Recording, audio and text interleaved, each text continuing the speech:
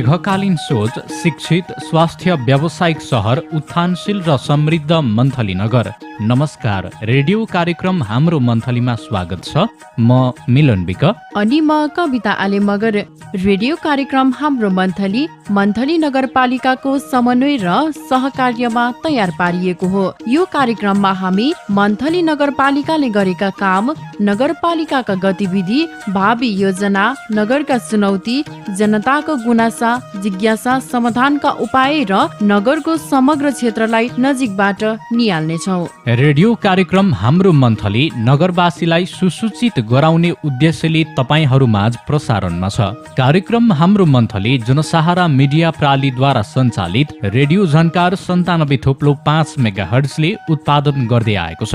तपाईले यो कार्यक्रम रामेछाप जिल्लाका 6वटा रेडियोहरू रेडियो झन्कार, हजुरको radio, radio Tifdi, radio Tinlal, radio Tifdi र रेडियो इनर्जीमा हरेक हप्ताको बिहिबार बेलुका 36 बजेदेखि 7 बजेसम्म सुन्न सक्नुहुनेछ। साथै यो कार्यक्रम रेडियो झन्कारमा पुनः प्रसारण पनि शुक्रबार बिहान 8 बजेदेखि 8:30 सम्म सुन्न सक्नुहुनेछ। देश संघीय संरचनामा गएपछि रामेछाप जिल्लाको सदरमुकाममा अवस्थित अस्तित्वमा आएको मन्थली नगरपालिका तत्कालीन 7वटा गाउँ विकास समितिहरू मिलेर बनेको हो। स्थानीय तह निर्माण भएपछि दोस्रो पटक जननिर्वाचित जनप्रतिनिधिहरूले सम्हाल्दै आएको यो नगरपालिका विकासको बाटोमा अग्रसर छ।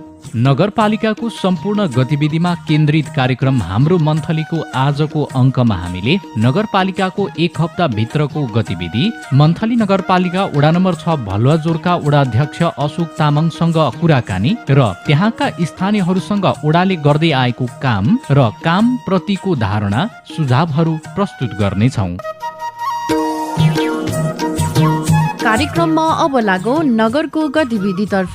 गतिविधि प्रस्तुत गर्दै हुनुहुन्छ नगरपालिकाका महाशाखा प्रमुख एवं सूचना अधिकारी हेमन्त बुढाथोकी। हाम्रो मन्थली नगरपालिकाले यो हप्ता गरेका गतिविधिहरू यहाँहरूको सञ्चार माध्यम मार्फत म आम मन्थलीवासी नागरिक दाजुभाइ दिदीबहिनीहरू समक्ष राख्न चाहन्छु।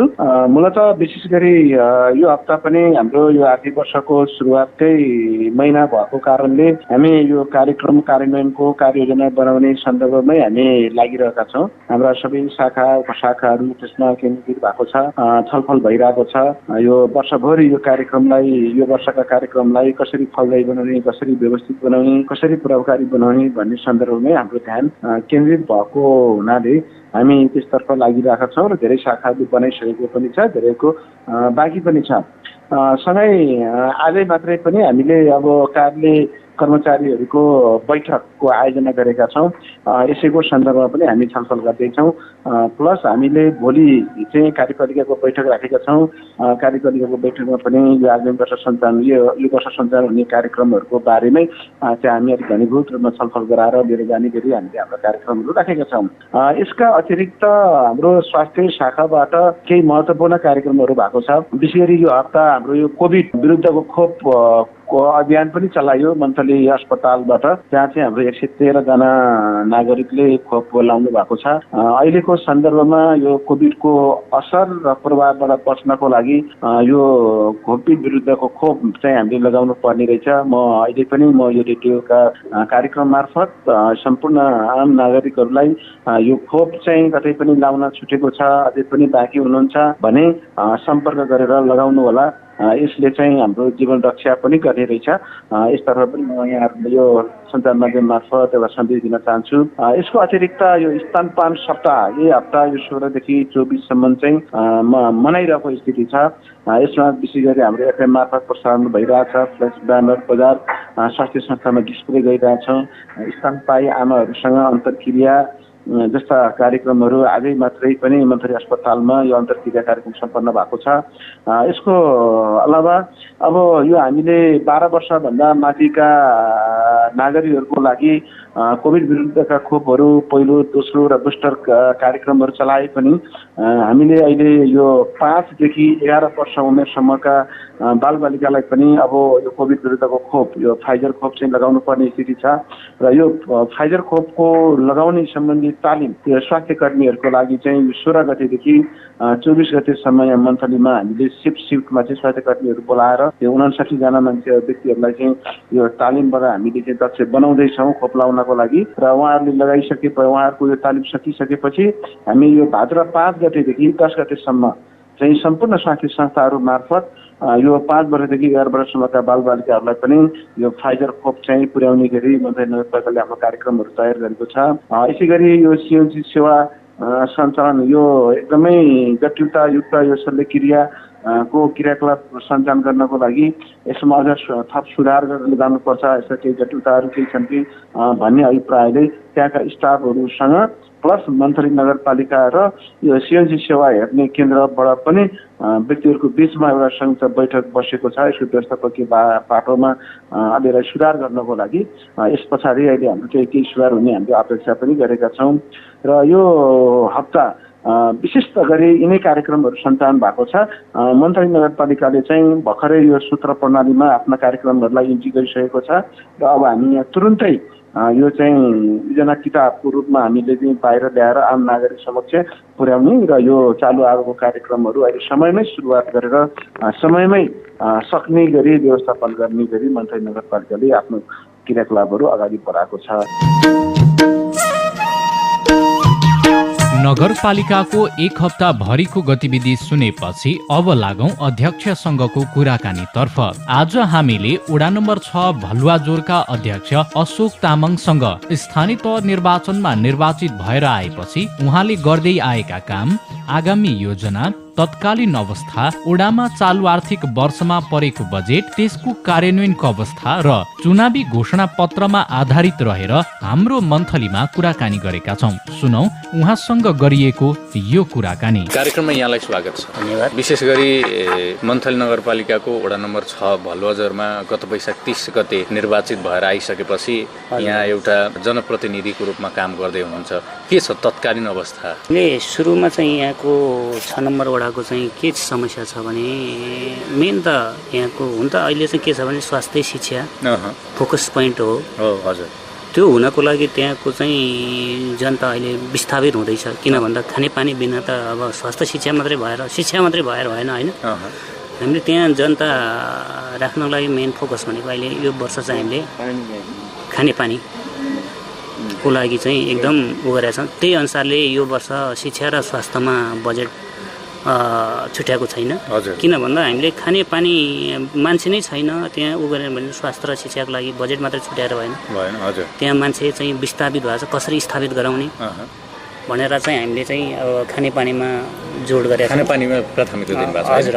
खानेपानीलाई प्राथमिकता दिएर यो वर्ष चाहिँ हामीले लगभग 78 लाखको चाहिँ यो आर्थिक वर्ष 79-80 को चाहिँ बजेट 78 लाखको आएको थियो। त्यसमा चाहिँ हामी सबै साबिकको 9 वडालाई चाहिँ खानेमा यो वर्ष चाहिँ खानेपानीलाई प्राथमिकता दिउँ भनेर बजेट हामीले त्यही अनुसारले पूर्ण रूपमा खानेपानीमा भन्दा पनि फोकस चाहिँ प्राथमिकता त्यसमा पर्यो। कुल बजेट भनेपछि कति बजेट पर्यो हामीलाई? अब खानेपानीको लागि भनेर हामीले लगभग त्यही खानेपानीको लागि भनेर 10 भनौँ न 5 देखि 10 लाखसम्मको चाहिँ योजनाहरू चाहिँ राखेका छौँ। साबिकको वडा साबिकको 1 देखि 9 सम्मको लागि 5 देखि 10 लाखसम्मको चाहिँ योजनाहरू राखेका छौँ। त्यो योजना अनुसार चाहिँ भोलि हामीले चाहिँ सानो थोरै चाहिँ बजेट छुट्याएको छौँ। किन भन्दा अब थोरै बजेट छुट्याउँदा थोरै सीमित रहने, त्यो वर्ष अर्को वर्ष गर्दाखेरि त्यो बजेट हराउने, बरु एकैचोटि चाहिँ धेरै बजेट हाल्यो भने त्यही अनुसारले चाहिँ अब काम पनि सम्पन्न हुने देखिने पनि। थोरै 1-1.5 लाखको बजेट हाल्यो सम्पन्न गर्ने उद्देश्यका साथ त्यो बजेटहरू चाहिँ उ गरेको छ। त्यसले चाहिँ जियोस् त्यो अब पुरा हुने भयो। थोरै अब 1-1.5 लाख भयो भने त्यो आधी मात्रै काम हुने भयो। त्यो भएको हुनाले यो वर्ष चाहिँ हामीले खानेपानीमै प्राथमिकता दिएका छौँ। अब स्वास्थ्य हुन त त्यहाँ स्वास्थ्य र शिक्षा चाहिँ पछि कुरा आउने भयो। किन भन्दा त्यहाँको जनता चाहिँ विस्थापित हुने अवस्था देखिएको छ। भलुवाजोरको मास्लो बेल्ट भनौँ न भलजोरको माथिल्लो बेल्ट यो भलजोर कुबिन्डे हजुर बेतिनीको हुलाक डाँडा यी बस्तीहरू चाहिँ मान्छे विस्थापित हुने अवस्था आएको छ। त्यही हुनाले त्यहाँ चाहिँ हामीले त्यो अनुसारले चाहिँ उ गरेका छौँ। अब त्यहाँको भएको खानेपानीलाई बजेट छिरान अझ अर्को चाहिँ के छ यो लिफ्टिङ पानी जस्तो यो लिफ्टिङ खानेपानी भनेर यो चाहिँ मन्थलीबाट चाहिँ यो भलजोरको इन्जिन डाँडाको चाहिँ खानेपानी त्यसलाई चाहिँ हामीले अगाडि बढाइरहेछ अहिले। अब त्यो पनि त्यसलाई चाहिँ उ गर्न सक्यो भने त्यो अब लगभग हामीले अब 3000 देखि 4000 को चाहिँ उ गरेका छौँ धाराको चाहिँ उ गरेका छौँ अहिले योजना। अहिले चाहिँ तपाईँको मेन टोलमा मात्रै पानी पुर्याउन सक्यो भने त्यसले चाहिँ के राहत हुन्छ कि भनेर उ गरेका छौँ। अब नागरिकको आवश्यकता पनि त्यही हो अहिले त्यहाँको। हजुर नागरिकको आवश्यक पनि सबभन्दा त्यही हो होइन त्यही हो प्राथमिकताको हिसाबले त्यही नै पर्यो। अहिले पनि त्यही अब त्यहाँको जनताहरू के भन्नुहुन्छ न अब यो खानेपानी कहिले चाहिँ आउँला के गर्ला भनेर भनिरहेछ। त्यहाँ अब केही अब समस्याहरू छन्। अब त्यही अलिअलि समस्या होला प्राविधिक कुराहरू के समस्या होला त्यसलाई पनि मध्यनजर गर्दै कति सकभर हामीले छिटोभन्दा छिटो गर्ने कुरा चाहिँ गर्दैछौँ। अब यो वर्ष चाहिँ लगभग खानेपानीमै जोड दिएछौँ। त्यसपछि अर्को सालको बजेटमा स्वास्थ्य शिक्षा हो मेन त स्वास्थ्य र शिक्षा पनि हो। हामीले यो वर्ष चाहिँ त्यसमा चाहिँ बजेट छुट्याउन सकेन। त्यसमा चाहिँ दुःख चाहिँ लागेको छ।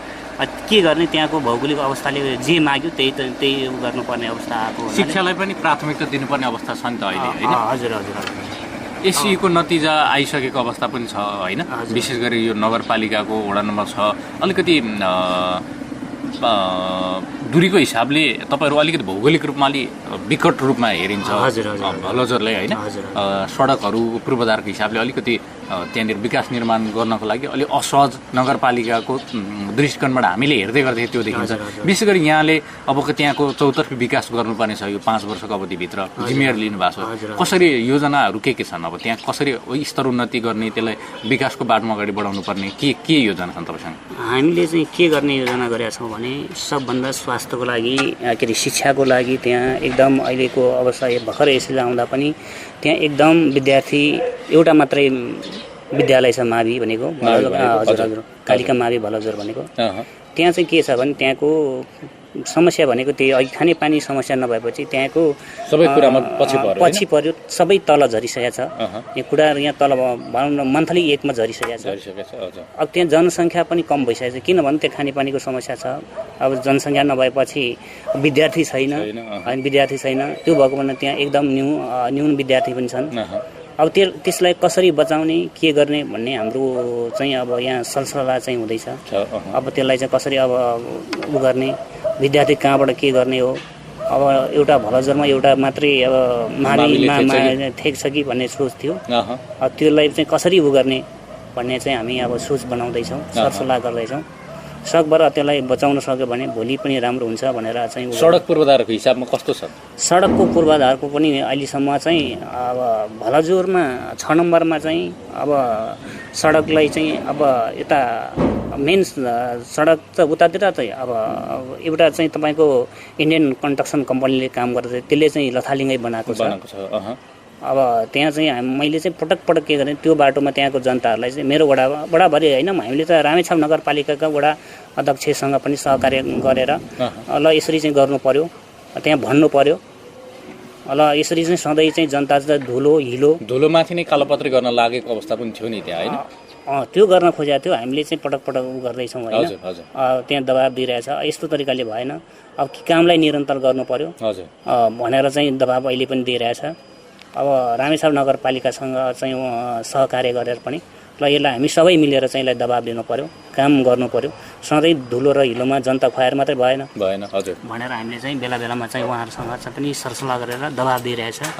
ल हुन्छ हामी अगाडि बढ्छौँ यो कुराहरूलाई भनेर चाहिँ उहाँहरूसँग पनि सम्पर्कमा अहिले चाहिँ गरिरहेछौँ हामीले। यहाँहरूको चुनावी घोषणा पत्रमा पनि खानेपानीको नि कुरा उल्लेख गरिएको छ होइन। शिक्षाको कुरा उल्लेख गरेको छ। सडकको विशेष गरी यहाँहरूले 5 वर्षको अवधिमा बस्न लायक भलजोर बनाउँछु भनेर यहाँले उल्लेख गर्नुभएको छ होइन। बस्न लायक र नागरिकलाई तपाईँले विशेष गरी शारीरिक रूपमा अशक्त भएकालाई नि विशेष प्राथमिकताका साथ हेरिनेछ लगायतका मुद्दाहरू उल्लेख गरिएको छ यहाँको चुनावी घोषणापत्रमा। कार्यान्वयनको पक्षमा ती चुनावी घोषणापत्र हेर्ने हो भने राष्ट्रिय स्तरदेखि नै चुनावी घोषणापत्र भनेको त्यही चुनावकै बेला मात्रै हुने, पछि गएपछि सेलाउँदै जाने, त्यो कता पुग्छ त्यो हराउँछ, त्यस्तै हो? होइन, भलाजोरमा त्यो हुँदैन। अब तपाईँले भनेको असक्त म पनि एउटा त्यो भित्र पनि पर्छ म आफै, होइन? त्यो भएको हुनाले मेरो जिम्मेवारी म आफैलाई थाहा छ। त्यहाँको जनताहरू चाहिँ अब अशक्त, अपाङ्ग, वृद्धहरूलाई चाहिँ सम्मान गर्नुपर्छ भनेर मैले सोचेको छु। अब यो वर्ष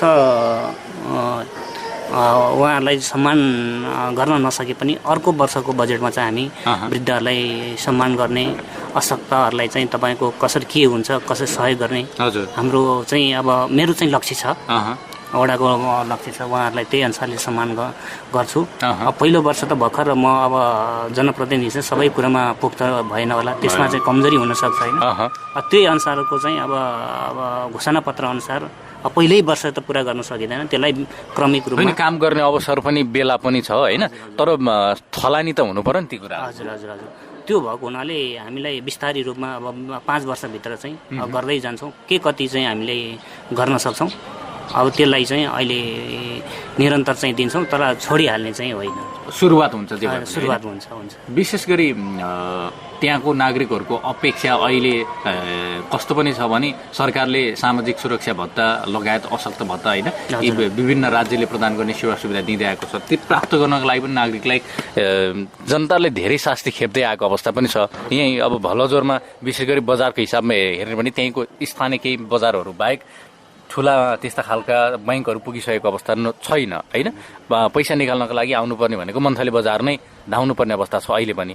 त्यसबाट अलिकति नागरिकलाई स्वास्थ्य दिनको लागि केही छन्? तपाईँले भनेको कुरा एकदम सही हो। त्यहाँको बजार भनेको भलाजोरको यता भलाजोर डाँडादेखि यतापट्टि मन्थली बजारै हो। मन्थली बजार नै हो, हजुर। उता 8, 7, 9, 4 लगभग 7, 8, 9 बढी जसो खुर्कोट, रामेछाप, हजुर। त्यो बजार त्योभन्दा विकल्प छैन। सेलीघाटै पुग्नु पर्यो किन भयो? हजुर हजुर, सेलीघाटमा पनि त्यस्तो छैन। खुर्कोट अब चिया पसलको रूपमा कुराकानी गर्ने भने ती साना खुद्रुके पसलहरू भयो। हजुर हजुर, त्यो भएको हुनाले त्यो अब त्यस्तो अवस्थामा चाहिँ मैले चाहिँ के सोचेँ, पहिलो वर्ष जित्ने बित्तिकै यो वर्ष बजेट, यो बर्खा आयो, कसरी गर्ने, अनि यहाँको चाहिँ ब्याङ्कसँग पनि सहकार्य गरेर कुरा हुँदैछ, कसरी जाने। अब त्यहाँको ब्याङ्कको म्यानेजरसँग पनि मैले कुरा चाहिँ राखेको छु। अब वृद्ध भत्ता चाहिँ हामीले चाहिँ सहज तरिकाले गाउँ गाउँमा पुर्याउनु पर्छ, हाम्रो लक्ष्य हो। त्यही अनुसार तपाईँहरूको के छ, अब कानुन सबै कुरा हामीलाई थाहा छैन, कानुनमा के छ त्यो अनुसारले चाहिँ अगाडि बढ्नुपर्छ भनेर मैले चाहिँ मन्थलीमा रहेको सेन्चुरी ब्याङ्कका म्यानेजर रविन्द्र कुमार श्रेष्ठसँग चाहिँ कुराकानी गरिरहेछ। त्यो भन्न सकभर दसैँमा नभए त्योभन्दा पछाडिसम्म प्रोसेसमा चाहिँ भनेपछि अब यो अब नागरिकले त्यहाँका सामाजिक सुरक्षा भत्ता बुझ्नेहरूले गाउँबाटै सेवा पाउँछन्। हजुर हजुर हजुर, सबै कुरा अहिले पनि मैले अब कानुनी कुरा चाहिँ मलाई पनि किन थाहा छैन, उहाँहरूले के भन्नुहुन्छ। हामी अगाडि प्रोसेसमा चाहिँ बढाएको छौँ। सेन्चुरी ब्याङ्कका चाहिँ मन्थलीमा रहेको शाखा सेन्चुरी ब्याङ्कका म्यानेजरसँग चाहिँ कुराकानी भएको छ। त्यो अनुसारले हामी कसरी जनतालाई सहज तरिकाले गर्दैछौँ। अब सकभर दसैँमा मेरो लक्ष्य दसैँसम्म पुर्याउने कि त्योसम्म पनि अब सबै कुरा कानुनी कुराहरू पनि हुन्छ, उहाँहरूको के छ, होइन? कानुनमा भोलि अब दिन कसरी जाने, के गर्ने, सबै कुरा कानुनले पनि कुरा हुन्छ। हजुर, त्यो भएको हुनाले अब कानुनभित्र रहेर पनि गर्नुपर्ने अवस्था आउँछ। त्यो विषयमा मैले कुरा चाहिँ उठाएको छु। विशेष गरी धेरै कुरा सुनिने भनेको नागरिकहरूको गुनासो के हुन्छ भने जनप्रतिनिधिहरू निर्वाचित भइसकेपछि पनि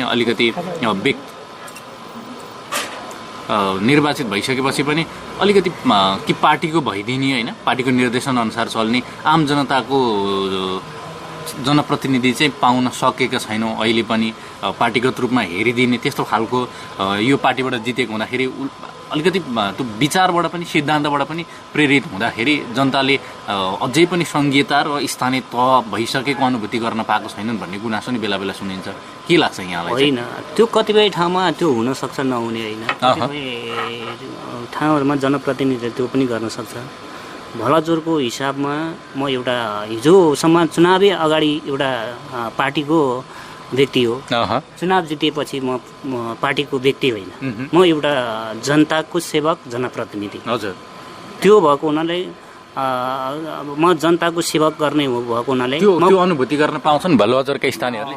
भलजोरको स्थानीय व्यक्तिहरूले त्यो पाउँछन्। गर्न सक्ने मैले कति गर्न सकिन्छ हुन त सबै मैले पुरा गर्न सकिँदैन होला होइन। गर्न सक्ने कुराहरूमा म सबै जनतालाई समान रूपले चाहिँ हेर्छु।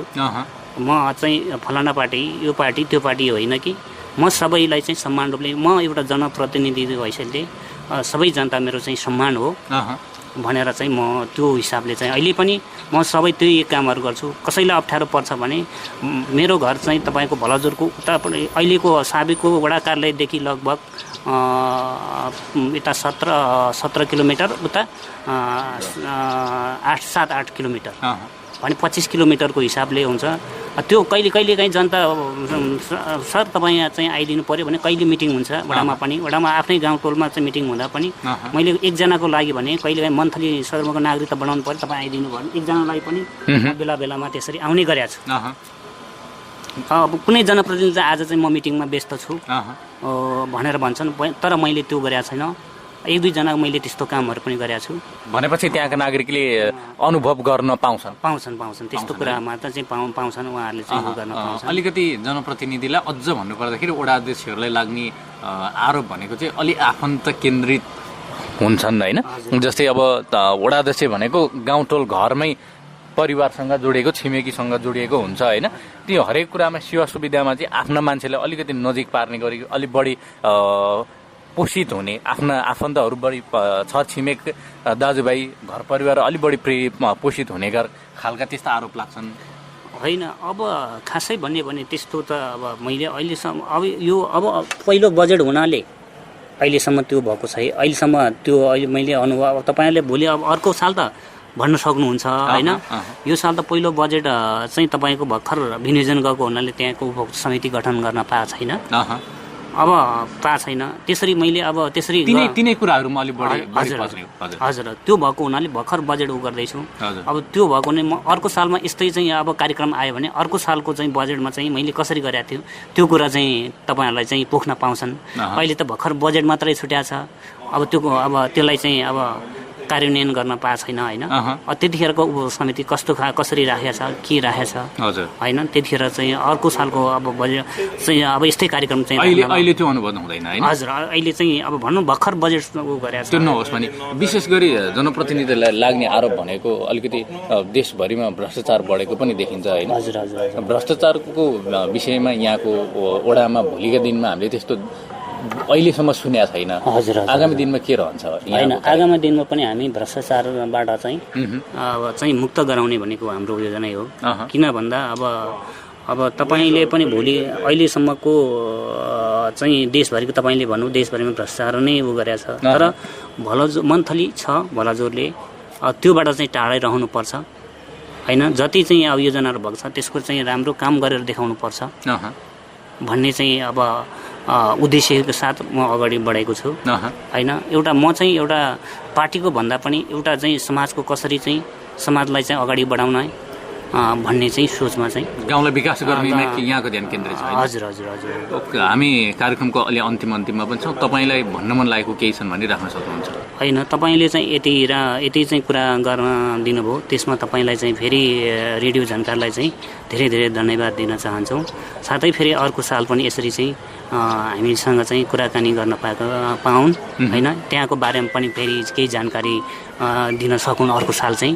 अहिले चाहिँ भर्खर सुरुवात भएको हुनाले अब सबै कुरा विकासको कुरामा चाहिँ सुरुवाती चरणमा अझै बाँकी यहाँले गरेका काममा खबरदारी गर्ने गरेका कुरालाई बाहिर ल्याउने हामी सधैँ यो समय दिनुभयो यहाँलाई पनि धन्यवाद।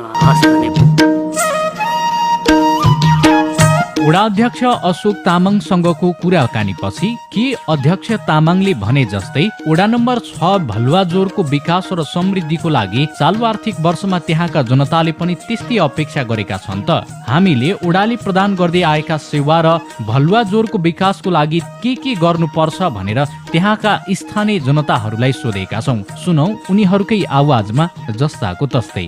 विष्णु बुढाथोकी, वडा नम्बर 9 छ भलजोर। अब भलजोर भौगोलिक हिसाबले हेर्नु पर्दा मन्थली नगरपालिकाका 14 वडाहरू मध्ये सबैभन्दा ठुलो वडा हो। आफैमा अलिकति विकट छ र यसको मन्थलीको यो पश्चिमपट्टिको कुडौरीदेखि लिएर उता पश्चिम नौघाटसम्म फैलिएको र दक्षिणमा ल्याङल्याङ रामेछाप गाविस नगरपालिका वडा नम्बर 6 को ल्याङल्याङसम्म जोडिएको ठुलो आफैमा ठुलो भूगोल बोकेको क्षेत्र हो। र यसमा चाहिँ अब धेरै यस्ता समस्याहरू छन्। अब आधारभूत आवश्यकताकै 6वटा कुरा हेर्नु हो भने पनि अहिले महत्त्वपूर्ण समस्याको रूपमा चाहिँ खानेपानी नै हो। भलजोरको मुख्य रूपमा खानेपानीकै समस्या छ र खानेपानी समस्याकै कारण भलजोरको माथिल्लो बेलका धेरै मानिसहरूको बस्ती नै उठिसकेको छ र धेरै बस्ती अहिले उजाड छ, बाँझो छ, घरहरू रित्ता छन् र अब यो स्थितिमा चाहिँ राज्यले लगानी नगरे पनि होइन, तर राज्यको लगानीमा अलिकति कमजोरी छ र अब त्यसमा चाहिँ स्थानीय सरकारले त्यसलाई चाहिँ अलि फोकस गरेर अलि त्यसमा चाहिँ ध्यान केन्द्रित गरेर अब त्यो खानेपानी सम्मको व्यवस्था पहिलो आवश्यकता रूपमा चाहिँ खानेपानी समस्या समाधान गर्न पहल गर्दै हो। अब स्थायी बसोबास हुन्थ्यो होला, अब त्यहाँको विस्थापित जनताहरू चाहिँ हुनलाई सहयोग गर्थ्यो होला भन्ने मेरो पहिलो आशय हो। पहिलो समस्या रूपमा चाहिँ म यसैलाई भन्छु। अब दोस्रो कुरामा हेर्ने भने शिक्षा स्वास्थ्यमा पनि त्यस्तै खालको चाहिँ समस्या छ, भौगोलिक रूपमा विकट छ।